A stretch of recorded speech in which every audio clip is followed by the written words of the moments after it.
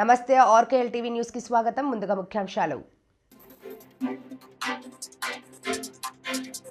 మహాశివరాత్రి బ్రహ్మోత్సవాలపై సమీక్ష సమావేశం.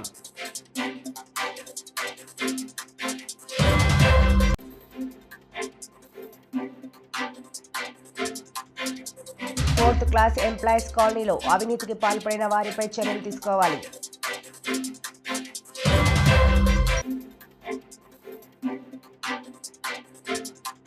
రచ్చు మరి చోరీలో నిందితుడును అరెస్ట్, రికవరీ.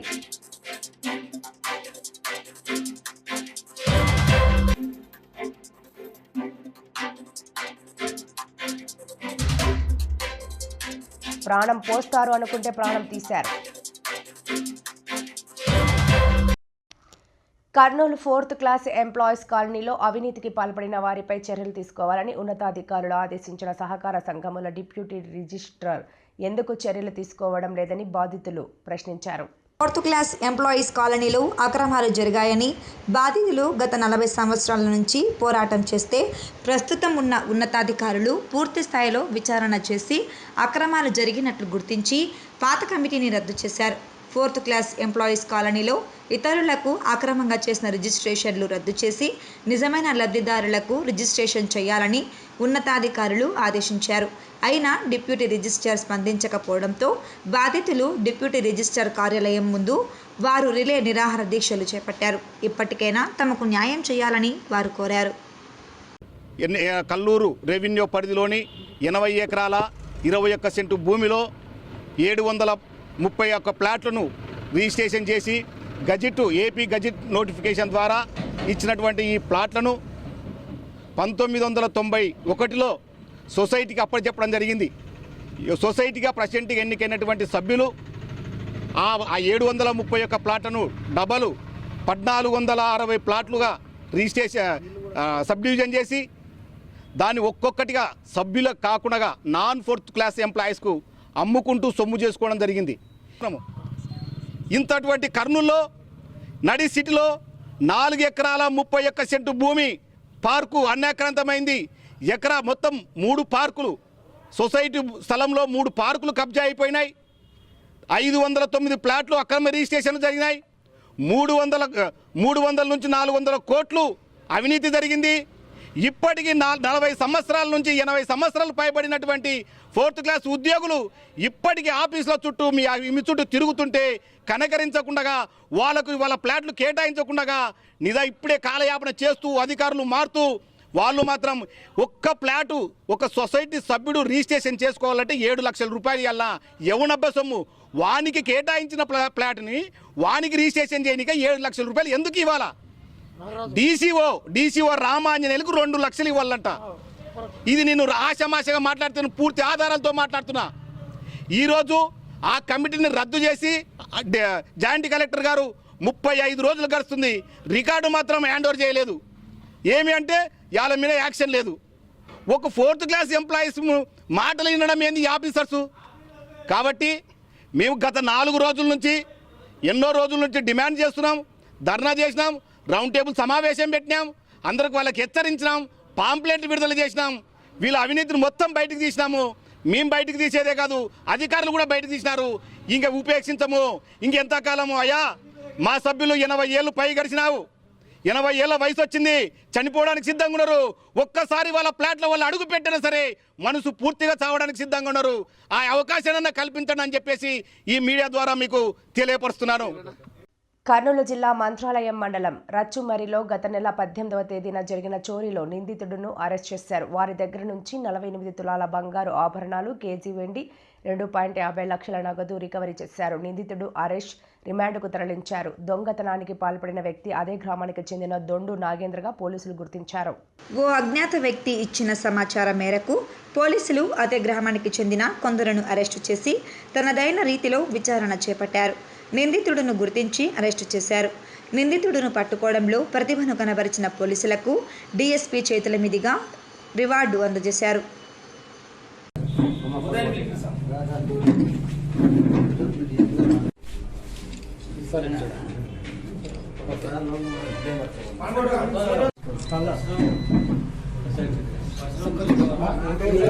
తీసుకుంటే లేదబ్బా చేతులు వాళ్ళది అయిపోయినా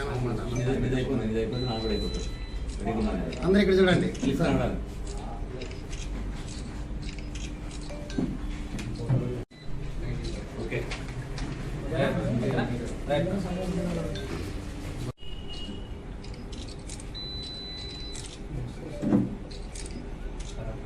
మీరేసిన కొంచెం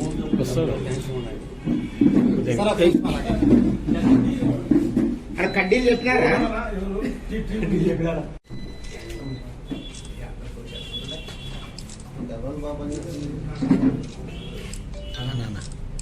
నంద్యాల జిల్లా బనగానపల్లె మండలం శ్రీ యాగంటి ఉమామహేశ్వర స్వామి శివరాత్రి బ్రహ్మోత్సవాల సందర్భంగా బనగానపల్లె పట్టణం పొదుపు భవనంలో అధికారులతో ఆలయ ఈవో చంద్రుడు ఆధ్వర్యంలో సమీక్ష సమావేశాన్ని నిర్వహించారు. ఈ సందర్భంగా ఆలయ ఈవో చంద్రుడు మాట్లాడుతూ యాగంటి శ్రీ ఉమామహేశ్వర స్వామి మహాశివరాత్రి బ్రహ్మోత్సవాలు ఈ నెల 25వ తేదీ నుండి మార్చి 1వ తేదీ వరకు ఘనంగా నిర్వహిస్తున్నట్లు తెలిపారు. మహాశివరాత్రి బ్రహ్మోత్సవాలకు వచ్చే భక్తులకు ఎలాంటి అసౌకర్యం కలగకుండా అన్ని ఏర్పాట్లు చేస్తున్నట్లు తెలిపారు. కార్యక్రమం అత్యంత వైభవంగా ఏర్పాటు చేయబడింది. భక్తులకు తాగునీటి కానీ, భోజన వసతి కానీ, పోలీసు బందోబస్తు కానీ అన్ని డిపార్ట్మెంట్ల సహాయ సహకారంతో ఈ బ్రహ్మోత్సవం అత్యంత వైభవంగా ఏర్పాటు చేయబడను. అర్చక సిబ్బంది మరియు దేవాలయ సిబ్బంది సహాయ సహకారాలతో అన్ని కార్యక్రమాలు ఏర్పాటు చేయడం జరుగుతుంది. సాంస్కృతిక కార్యక్రమంలో శానిటేషను, విద్యుత్ డెకరేషను, లైటింగ్, పెండల్స్, క్యూ లైన్లు అన్ని సదుపాయాలు భక్తులకు ఎలాంటి అవసరం కూడా అన్ని దేవస్థానం వారు అన్ని సౌకర్యాలు ఏర్పాటు చేసి ఉన్నారు. ఓం శివాయ ఉమామేశ్వరాయ నమః. స్వస్తి శ్రీ క్రోధినామ సంవత్సరం. ఈ సంవత్సరం మహాశివరాత్రి బ్రహ్మోత్సవాలు 25వ తేదీ ధ్వజారోహణంతో ప్రారంభమును. ఉదయం 8 గంటలకు స్వామివారి ధ్వజారోహణం కార్యక్రమంతో బ్రహ్మోత్సవాలు ఏర్పాటవుతాయి. ఆ రోజు 25వ తారీఖు ధ్వజారోహణము, తర్వాత 26వ తేదీ మహాశివరాత్రి పర్వదినము, తర్వాత 27వ తారీఖు తెల్లవారుజామున స్వామివారి కళ్యాణం ఉండును. 28వ తారీఖున స్వామివారి రథోత్సవం ఏర్పాటు చేయడం, సాయంత్రం 4 గంటలకు స్వామివారి రథోత్సవం జరుగును. అలాగే 1వ తారీఖు వసంతోత్సవము, తెప్పోత్సవము నిర్వహించిన తర్వాత సాయంత్రం 5 గంటలకు ధ్వజ అవరోహణంతో ఈ యొక్క బ్రహ్మోత్సవాలు ముగుస్తాయి. మంచానికే పరిమితమైన వికలాంగునికి వీల్ చైర్ వితరణ. మహబూబాబాద్ మున్సిపల్ పరిధిలోని బాబు నాయక్ తాండాకు చెందిన నరేష్ పుట్టుకతోనే దివ్యాంగుడు. పుట్టుకతోనే పోలియో రావడంతో కాళ్ళు చేతులు లేకుండా కదలలేని స్థితిలో మంచానికే పరిమితమైనాడు. తల్లిదండ్రులు మరణించడంతో నరేష్ పెద్దమ్మ అన్నీ తానే ఆ దివ్యాంగుణ్ణి పోషిస్తోంది. ఆదుకునే వారి కోసం అనేక మందికి మొరపెట్టుకుంది. ప్రభుత్వం ఇచ్చే వికలాంగుల పెన్షన్ తప్ప మరో సహాయం మాత్రం అందలేదు. కనీసం బయటకు లోపలకు తీసుకెళ్లడానికి వీల్చైర్ అయినా ఇప్పించండంటూ ప్రభుత్వ కార్యాలయాల చుట్టూ తిరిగినా ఫలితం దక్కలేదు. కొందరు మిత్రుల ద్వారా బాబునాయక్ తండాకు చెందిన నరేష్ దీన పరిస్థితిని తెలుసుకున్న వరంగల్లోని సహస్ర ఫౌండేషన్ బాధ్యులు స్పందించారు. విషయం తెలిసి 24 గంటలు కూడా తిరగకుండానే వరంగల్ నుంచి వారు నేరుగా మహబూబాబాద్లోని బాబునాయక్ తండాలో ఉన్న నరేష్ వద్దకు వీల్ చైర్తో సహా చేరుకున్నారు. సహస్ర ఫౌండేషన్ బాధ్యులు అజ్మీర్ చేతుల మీదుగా వీల్ చైర్ను నరేష్కు అందజేశారు. ఎంతోమంది తెలిసిన నాయకులకు, పెద్దవాళ్లకు, గవర్నమెంట్ సార్లకు చెప్పాం, అంతా చూద్దాం అన్నారే కానీ సహాయం చేసింది లేదంటూ నరేష్, ఆయన పెద్దమ్మ కళ్ళనీళ్లు పెట్టుకున్నారు. ఏ తల్లి బిడ్డలో మా బాధ, అవసరం తెలుసుకొని 100 కిలోమీటర్ల దూరం నుంచి వచ్చి వీల్ చైర్ ఇచ్చారు. మీరు నిండు నూరేళ్లు చల్లగా బ్రతకాలి బిడ్డ అంటూ సహస్ర ఫౌండేషన్ బాధ్యులను దీవించారు. ఈ సందర్భంగా మాట్లాడిన మహబూబాబాద్ జిల్లా అధ్యక్షులు సిహెచ్ శ్రీనివాస్, గతంలోనూ సహస్ర ఫౌండేషన్ వరంగల్ జిల్లాలో అనేక మంచి కార్యక్రమాలు చేపట్టిందని, పుట్టు దివ్యాంగునికి వీల్ చైర్ విరాళంగా ఇవ్వటం ప్రశంసనీయమన్నారు. భవిష్యత్తులో మరిన్ని మంచి కార్యక్రమాలు నిర్వహించాలని ఆశీస్సులు అందజేశారు. మరింత మంది దాతలు స్పందించి నరేష్కు సహాయం చేయాలని కోరారు. ఈ కార్యక్రమంలో సహస్ర ఫౌండేషన్ బాధ్యులు అజ్మీర్, ప్రవీణ్, భరత్, రాజు, వినయ్, శివ, విష్ణువర్ధన్, మణిదీప్, బాబునాయక్ తండావాసులు పాల్గొన్నారు. బాబునాయక్ తండాకు చెందిన నరేష్ అనే ఈ వ్యక్తి పుట్టుకతోనే పోలియో వ్యాధితో బాధపడుతున్నాడు. పుట్టుకతోనే పోలియో వ్యాధితో బాధపడుతున్న ఈ వ్యక్తి అనేక మార్లు ప్రభుత్వ అధికారుల దృష్టికి, వాళ్ళ పెద్దమ్మ అనేక సార్లు తీసుకెళ్ళడం జరిగింది. నా కొడుకు సహాయం చేయమని, కనీసం ఒక వీల్ చైర్ అయినా ఇవ్వండి అని అనేక మార్లు తీసుకుపోయినా ఎవరి నుండి సహాయం అందలేదు. వారి మిత్రుల ద్వారా తెలుసుకున్న వరంగల్ జిల్లా కేంద్రానికి చెందిన సహస్ర ఫౌండేషన్ చిరంజీవులు వాళ్ళు చదువుకుంటూనే ఈ సమాజానికి ఏదో కొంత చేయాలనే ఆలోచనతో ఒక మంచి సంకల్పంతో ఈ నరేష్ విషయం తెలిసిన వెంటనే నిన్న సాయంత్రం వాళ్లకు ఈ విషయం తెలిస్తే ఈరోజు మధ్యాహ్నానికల్లా ఒక వీల్ చైర్ తీసుకొని స్వయంగా వాళ్ళే ఎక్కడో 120 కిలోమీటర్ల దూరంలో ఉన్న వరంగల్ నుంచి ఇక్కడికి వచ్చి ఈరోజు నరేష్కి వీల్ చైర్ ఇవ్వడం జరిగింది. నిజంగా ఇది గొప్ప అభినందించదగ్గ విషయం. మరికొందరు కూడా స్ఫూర్తి పొందాల్సిన విషయం అని ఈ సందర్భంగా నేను తెలియజేస్తున్నాను. ప్రాణం పోస్తారు అనుకుంటే ప్రాణం తీశారు. ఎంతో కష్టపడి నా కొడుకుని చదివించి ప్రయోజనం చేస్తామని నా కొడుకుపై జీవితం ఆధారపడి ఉంది. మేము ఇప్పుడు ఏం చెయ్యాలో తెలియని మా దుస్థితి అంటూ లబోదిబోమంటూ గుండెలు పగిలేలా రోధిస్తున్నారు మృతుడి తల్లిదండ్రులు. తొర్రూరు పట్టణంలోని బాలాజీ నర్సింగ్ హోమ్ ప్రైవేట్ ఆసుపత్రిలో దారుణం. వైద్యం వికటించి దాసరోజు సిద్ధు అనే యువకుడు మృతి చెందాడు. జలుబు వస్తుందని వస్తే ఇంజెక్షన్ వేసిన వెంటనే వైద్యం వికటించి మృతి చెందాడు. డెడ్ బాడీతో ఆసుపత్రిలో ఆందోళన చేస్తున్న యువకుడి బంధువులు, అక్కడే ఉన్న బాధితుడి బంధువులు డాక్టర్ పాడిపోతుండగా పట్టుకొని చితకబాదారు. పోలీసులు దగ్గర ఉండి డాక్టర్ను బయటకు ఎలా పంపిస్తారని మృతుడి కుటుంబ సభ్యులు ఆరోపణ. హాస్పిటల్కు చేరుకున్న సిఐ, 4 ఎస్ఐలు, 10 మంది కానిస్టేబుళ్లతో భారీ బందోబస్తు ఏర్పాటు చేశారు. నిండు సభలో రెడ్డి కులస్తులపై అనుచిత వ్యాఖ్యలు చేసిన ఎమ్మెల్సీ తీన్మార్ మల్లన్నపై కాంగ్రెస్ పార్టీ సస్పెండ్ చేయాలని తెలంగాణ రాష్ట్ర రెడ్డి సంఘం హనుమకొండ జిల్లా అధ్యక్షులు అర్జులు కిషన్ రెడ్డి ఆవేదన వ్యక్తం చేశారు. హనుమకొండ ప్రెస్ క్లబ్లో ఏర్పాటు చేసిన మీడియా సమావేశంలో ఆయన మాట్లాడుతూ రెడ్డి కులస్తులకు బేషరతుగా క్షమాపణ చెప్పాలని, లేకపోతే ఆందోళన దిగుతామని రెడ్డి సంఘం నాయకులు హెచ్చరించారు. గ్రామాల్లో అన్ని కులస్తులు కలిసిమెలిసి ఉంటారు. వారి మధ్యలో గొడవలకు దారితీసే అవకాశం ఉందని, ఎలా వ్యాఖ్యాన్ని చేయడం ఎంతవరకు సమంజసం, దీనిపైన కాంగ్రెస్ పార్టీ తగిన చర్యలు తీసుకోకుంటే ఆందోళనకు దిగుతామని హెచ్చరించారు.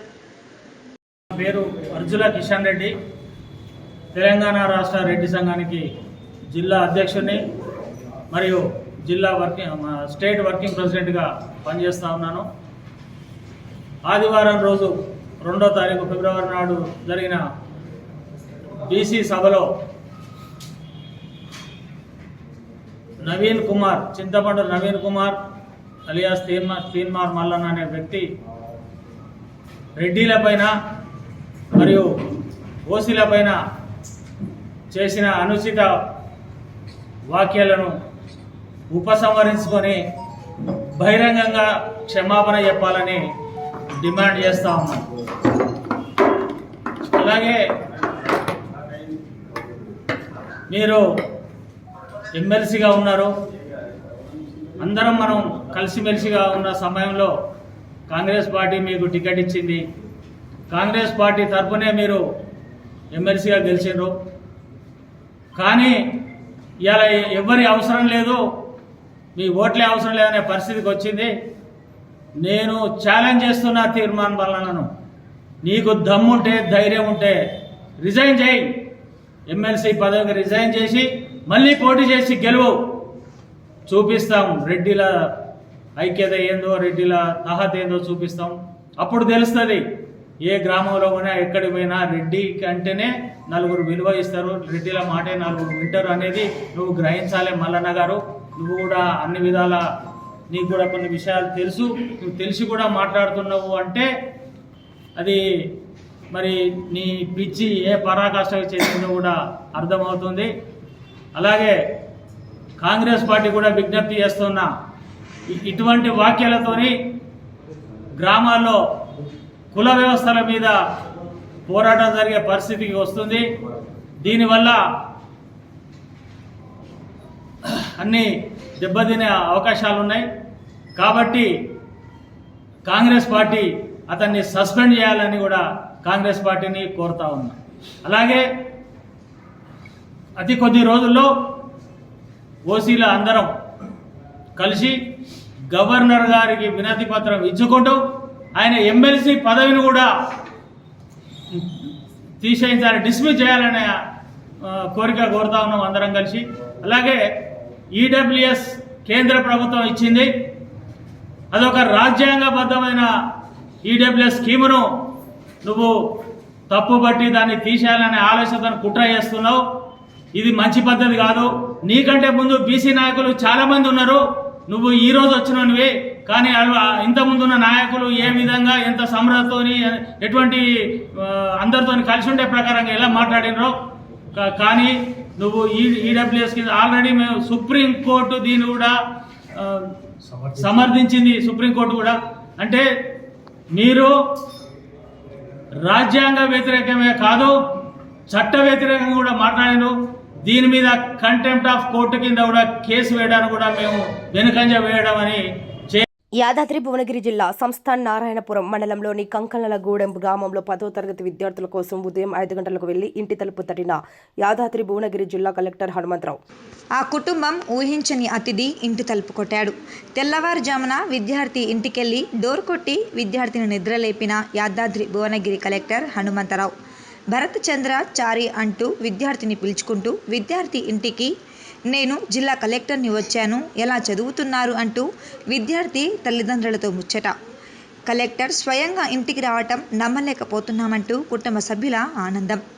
సార్ మాటలతో ఆత్మవిశ్వాసం పెరిగిందని, బాగా చదివి పోలీస్ ఆఫీసర్ అవుతానని ధీమాగా చెప్పిన విద్యార్థి కుటుంబ సభ్యులతో మాట్లాడి ఆర్థిక పరిస్థితిని అడిగి తెలుసుకున్న జిల్లా కలెక్టర్ హనుమంతరావు కుటుంబ ఇబ్బందులను గమనించి ఆర్థిక సహాయం.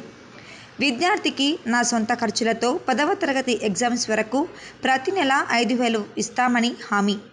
ఫిబ్రవరి నెల 5,000 రూపాయలు విద్యార్థికి ఇచ్చిన కలెక్టర్. విద్యార్థికి చదవడానికి ఒక chair, writing pad gift. 10th విద్యార్థికి మైలురాయి అంటూ గుర్తు చేసిన యాదాద్రి కలెక్టర్ హనుమంతరావు. 78 ఏళ్ల స్వాతంత్ర అనంతరం దేశానికి వెన్నెముక లాంటి బీసీ సామాజిక వర్గాలకు రేవంత్ సర్కార్లో అవమానాలే దక్కుతున్నాయని సీఎం రేవంత్ రెడ్డి నిర్ణయం బీసీ వర్గాలకు అపహాస్యం చేసిందని మంథని మాజీ ఎమ్మెల్యే పుట్టా మధుకర్ అన్నారు. బీసీలకు స్థానిక సంస్థల ఎన్నికల్లో 42% రిజర్వేషన్లను కల్పిస్తామని మోసం చేయడంతో పాటు బీసీల సంఖ్యను తగ్గించి అసెంబ్లీలో ఎలాంటి చట్టబద్ధత కల్పించకుండా కులగణన నివేదిక ప్రవేశపెట్టడాన్ని నిరసిస్తూ బుధవారం పెద్దపల్లి జిల్లా మంథని పట్టణంలోని గాంధీ చౌక్లో నల్ల బ్యాడ్జీలను నిరసన కార్యక్రమం చేపట్టారు. ఈ సందర్భంగా ఆయన మాట్లాడుతూ దేశంలో ఏ ఉత్పత్తి జరగాలన్నా అది బీసీ వర్గాలతోనే సాధ్యమవుతోందని, ఉత్పత్తి కులాలుగా పేరున్న బీసీ సామాజిక వర్గాలే దేశ సంపద దృష్టిలో కీలక పాత్ర పోషిస్తున్నారని, అలాంటి బీసీల పట్ల రేవంత్ సర్కార్ నిర్ణయం సరైంది కాదని అన్నారు. బీసీ సంఖ్యను తక్కువ చేసి చూపించడము, ఎస్సీలను తక్కువ చేసి చూపించడము, ఓసీలను పెంచి చూపించడం అంటే వాళ్ళకు ఈడబ్ల్యూఎస్ ఏదైతే కేంద్ర ప్రభుత్వం కల్పించిందో ఆ ఈడబ్ల్యూఎస్లో వాళ్లకు సమాన హక్కులు రావడానికి, వాళ్ళ రిజర్వేషన్లు వాళ్ళు జాగ్రత్తగా ఉండడానికి ఈ దేశంలో ఎక్కువగా పిల్లలకు అనేది ఎస్సీ బీసీలు ఉంటారు. బీసీల సంఖ్యనేమో తగ్గించినట్టు చూపించిండు రేవంత్ రెడ్డి గారు. అంటే ఆయన ఏమనుకుంటున్నాడు, మేము కులాలుగా విడగొట్టినాం, ఆ రోజు ఉన్నటువంటి మా నెహ్రూ కాంగ్రెస్ పార్టీ ఇవాళ గట్టనే విడిపోయి ఉన్నారు. వీళ్ళు ఒకటి కారు అనే నమ్మకంతో వీళ్ళకి ఇంకా కూడా చైతన్యం లేదనే ఒక అహంకారంతో రేవంత్ రెడ్డి గారు నిన్న నిండు అసెంబ్లీలో ఈ రిపోర్టు పెట్టడం అనేది మా అందరికీ కూడా అవమానం అనే విషయాన్ని నేను ఈ సందర్భంగా ఈ సమాజానికి తెలియదలుచుకున్నా. నిన్న బీసీలందరూ కూడా ఈ సమగ్ర కుటుంబ సర్వేను చించిపారేసినటువంటి విషయాన్ని కూడా నేను గుర్తు చేస్తూ, ఇది ప్రజాస్వామ్యానికి అవమానం. కాంగ్రెస్ పార్టీ ఎప్పుడు అధికారంలో ఉంటే అప్పుడు బాబాసాహెబ్ బిఆర్ అంబేద్కర్ గారు రాసినటువంటి ఈ రాజ్యాంగాన్ని అవమానపరుస్తూనే ఉంటుంది. బాబాసాహెబ్ బిఆర్ అంబేద్కర్ గారిని స్వయంగా అవమానపరిచినటువంటి పార్టీ కాంగ్రెస్ పార్టీ. ఏమైనా నువ్వు ఏదైనా తనకు చట్టబద్ధత కల్పించిన అసలు నువ్వు రిపోర్ట్ పెట్టి వట్టిగా కులాలను చూపించి అసెంబ్లీలో చర్చ పెట్టి వెళ్ళిపోయినావు అంటే ఇంత అవమానమా? అసలు దీనికి ఒక శాంటిటీ ఉందా? 2014లో కుల సమగ్ర కుటుంబ సర్వేను వెబ్సైట్లో ఉన్నదాన్ని తీసేసిండ్రు. ఇవాళ అసెంబ్లీలో వివిధ పార్టీల వాళ్ళు మాట్లాడినటువంటి సమగ్ర కుటుంబ సర్వే రిపోర్టును తీసేసిండ్రు. అంటే ఈ దొంగ రిపోర్టు పడ్డదని అసలు రిపోర్టును తీసేసినటువంటి ఇవాళ రేవంత్ రెడ్డి గారి కాంగ్రెస్ పార్టీ. అందుకే రాహుల్ గాంధీ గారు నువ్వు ఎన్ని రాజ్యాంగం బుక్కులు పట్టుకొని తిరిగినా మీ కాంగ్రెస్ పార్టీని నమ్మది సమాజం అనే విషయాన్ని సందర్భంగా గుర్తు చేస్తూ వార్తలు ముగించే ముందు ముఖ్యాంశాలు మరోసారి. మహాశివరాత్రి బ్రహ్మోత్సవాలపై సమీక్ష సమావేశం.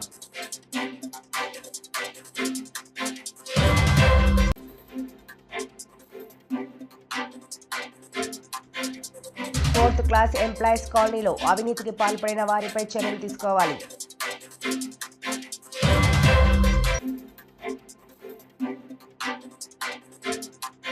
రచ్చుమర్రి చోరీలో నిందితుడును అరెస్ట్, రికవరీ.